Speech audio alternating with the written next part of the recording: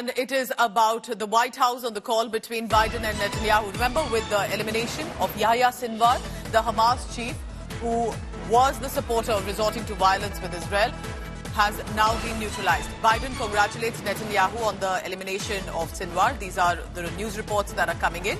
There has been a phone call that has taken place between US President Joe Biden and Israeli Prime Minister Benjamin Netanyahu. They've also discussed how to turn this moment to also ensure that the hostages are returned and the war can come to an end.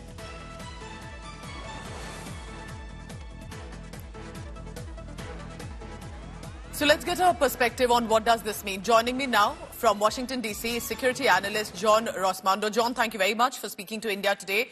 What do you make of this moment? Because this is the man, the mastermind of 7th October attacks that IDF was looking for. They finally found him. It was a drone-precise attack. But do you think this brings the war to an end? Well, I think that the war moves into another phase. Hamas still has leaders like Khalid Mashal, who has been going back and forth between Turkey and Qatar, and people like Musa Abu Marzouk. We can say one thing, that Hamas has been greatly degraded in Gaza, but I think it remains to be seen how Hamas continues. We've seen in the past, prior Hamas leaders were eliminated, such as like Sheikh Ahmed Yassin, the founder of Hamas. There will always be another to replace them. But I think that this is a great political victory and a message to Tehran that it could face serious issues if it were to continue attacking Israel. John, if I request you to please stay on with me, because the constant updates that we are getting right now with the confirmation from Israel that Hamas leader, or in many ways heading the Hamas right now in its military wing, Yahya Sinbar, is no more, and that he was neutralized by the IDF, by the Israel forces in Tal al-Sultan in Gaza. Now, America has applauded the operation and says that their support to Israel is completely ironclad on this. They've spoken as well. But importantly, remember what then happens here on to the war in Gaza against Hamas, against Hezbollah, against Houthis, and against Iran. The Pentagon, however, has clarified that US had no direct rule. They may have provided to intelligence information, but that's about it. And for now, the focus also becomes the recovery of the hostages who continue to be in Hamas captivity, are in Gaza without latest status, including women and children. And will Yahya Sinwar's killing bring the war to an end? Now's the time to move on. Move toward a ceasefire in Gaza. Ensure that we move in the direction that we're going to be in a position to make things better for the whole world. It's time for this war to end and bring these hostages home.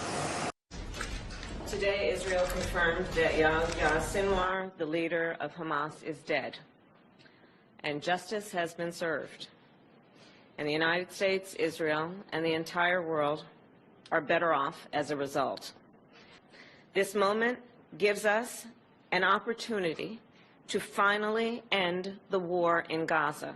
This was an Israeli operation. U.S. forces were not directly involved. We've been sharing information and intelligence in support of hostage recovery efforts and the tracking of these leaders who have been holding hostages, to include Americans. And so, in so much as it's helped to inform Israeli operations in general, writ large, certainly it has played a role.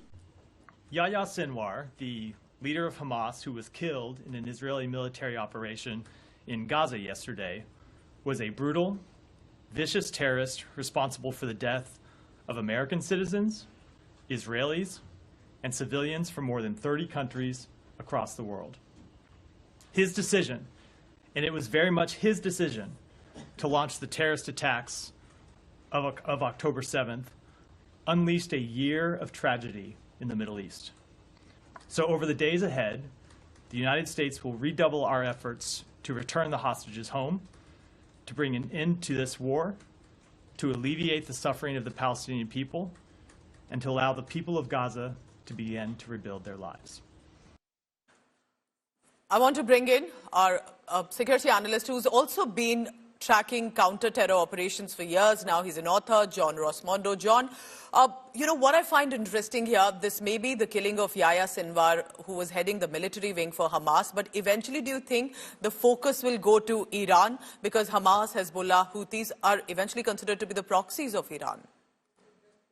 Well, I think that you're going to see the focus move to Tehran because that's where all of these proxies, I mean, you have to look at Iran is like an octopus and look at Hamas, the Houthis, and Hezbollah and the Iraqi militias as tentacles.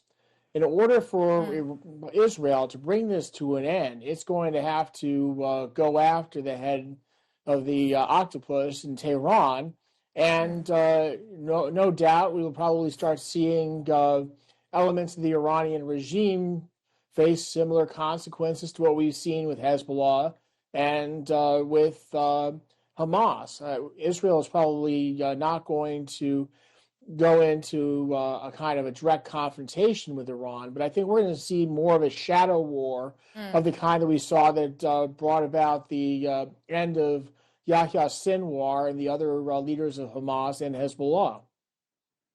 John, stay on with me. Also joining me from Washington, D.C. is our colleague Rohit Sharma. Rohit, tell us about United States of America's statements and support, because completely ironclad with their support, but also stating we did not have a direct role in the operation.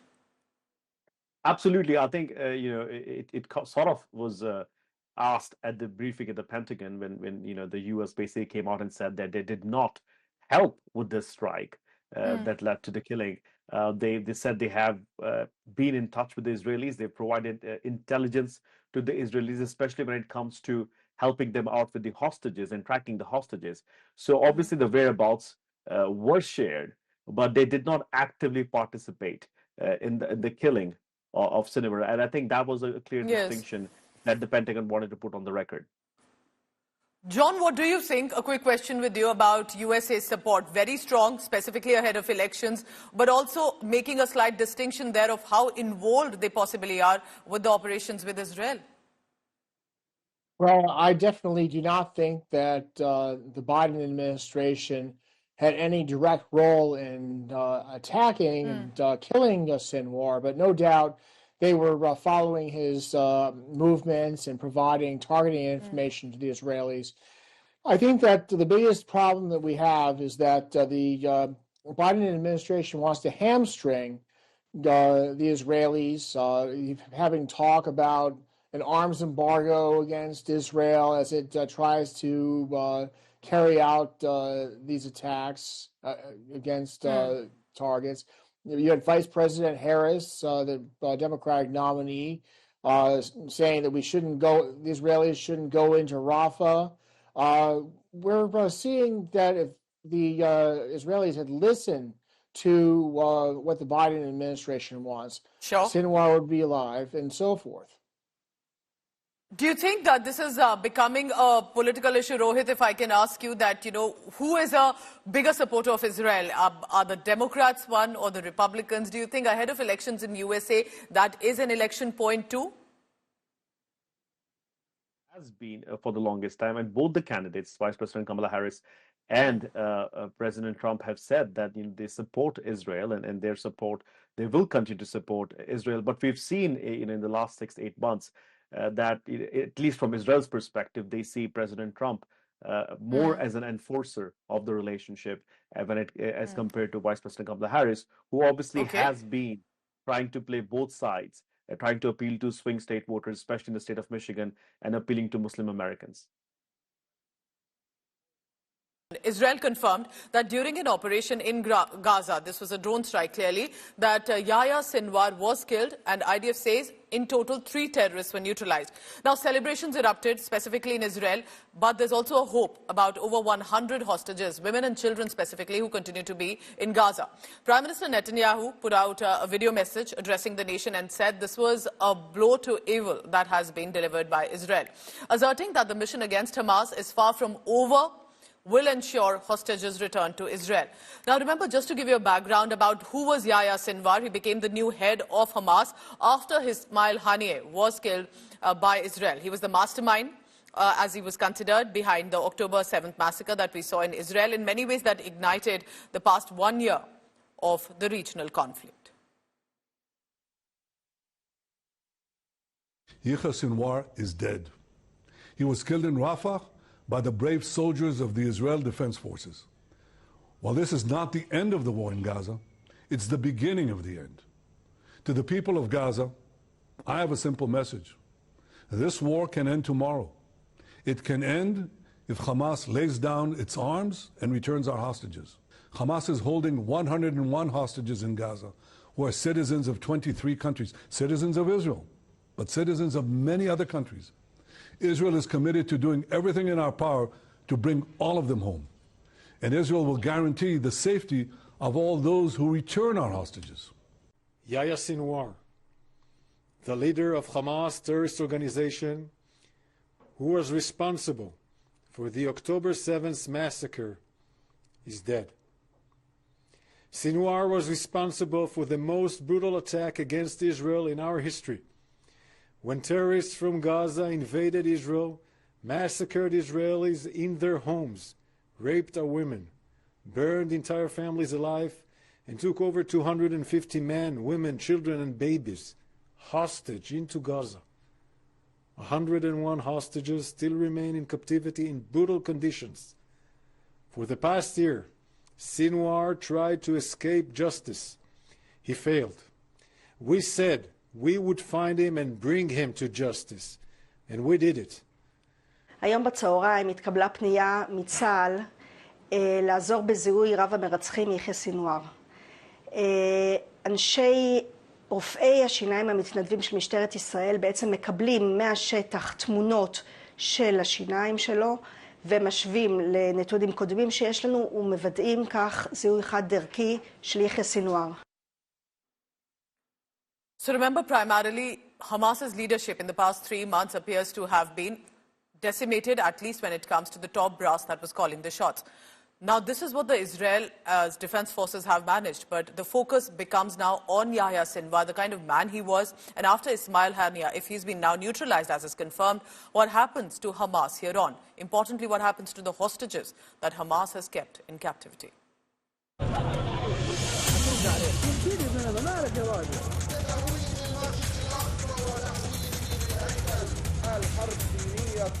Yahya Sinbar, the man who orchestrated the October 7 Hamas attacks that killed over 1,200 Israelis, is now dead. Israeli military made the announcement with a short message on X, eliminated Yahya Sinbar.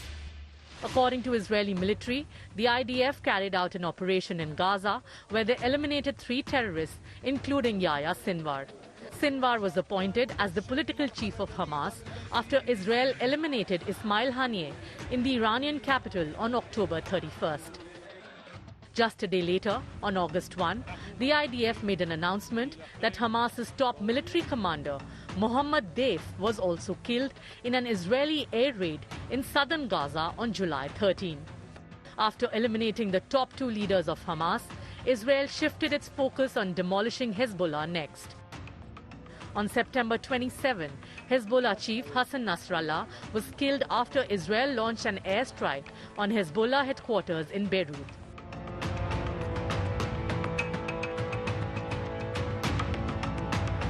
On October 3, Israel bombarded southern suburbs of Beirut, and since then Hezbollah lost contact with Safeddin. On October 8, Israel claimed that Hezbollah was now leaderless and Safeddin was likely eliminated in their strikes. חיזבאללה זה ארגון בלי ראש.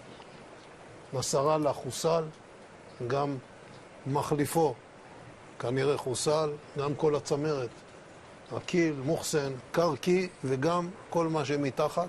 דבר הזה יש השפעה דרמטית קודם כל על כל מה שקורה. אין מי שיקבל החלטות, אין מי שיפעל. All these high-profile killings were executed by Israel in the last 3 months. חיסולו הוא ציון דרך חשוב בשקיעת שלטון הרשע של החמאס. ואני מבקש לומר שוב, בצורה הכי ברורה, החמאס לא ישלוט יותר בעזה. היום שוב הבהרנו מה קורה לאלה שפוגעים בנו. היום שוב הראינו לעולם את ניצחון הטוב על הרע. אבל המלחמה יקיריי, טרם הסתיימה, והיא קשה, והיא גובה מאיתנו מחירים כבדים. These killings give a major boost to Israel military and Benjamin Netanyahu, who are expected to launch a response to Iran's October 1st missile attack soon.